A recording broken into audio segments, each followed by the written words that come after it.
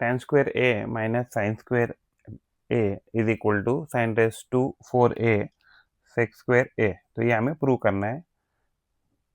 हम left hand side लिखेंगे पहले। तो लेफ्ट हैंड साइड क्या है, तो लेफ्ट हैंड साइड जो है तो tan स्क्वायर ए है, तो इसको हम लिखेंगे साइन स्क्वायर ए डिवाइडेड।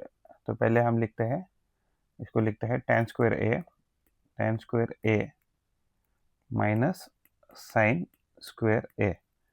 तो जो tan स्क्वायर है इसको हम लिखेंगे sine square A divided by cos square A लिखेंगे, माइनस यहाँ साइन स्क्वायर ए हो जाएगा। यहाँ डिनोमीटर कुछ नहीं तो यहाँ 1 लिखेंगे। इसका क्रॉस मल्टीप्लिकेशन यहाँ करेंगे, इसका क्रॉस मल्टीप्लिकेशन यहाँ। तो ये क्या बनेगा, ये बनेगा sign square A minus sine square A into cos square A division में कॉस स्क्वायर ए। ये बन जाएगा डिनोमिनेटर। यहाँ से हम साइन स्क्वायर कॉमन लेंगे, यहाँ से भी साइन स्क्वायर, तो ये क्या बनेगा साइन स्क्वायर ए इंटू 1 माइनस कॉस स्क्वायर ए बन जाएगा, डिवीजन में कॉस स्क्वायर ए बन जाएगा। तो ये जो है, तो ये जो टर्म है 1 माइनस कॉस स्क्वायर है, तो हमें क्या पता है 1 is equal to sine square A plus cos square A, ये वैल्यू होता है।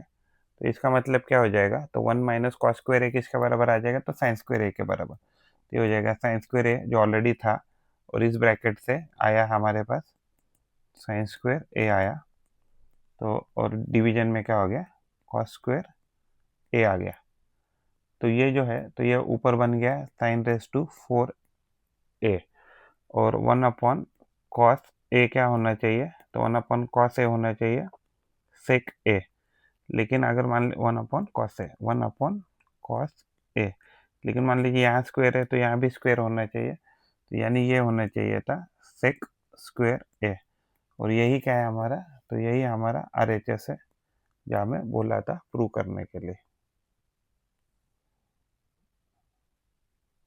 तो यही हमारा RHS है जो हमें प्रूव करने के लिए बोला था।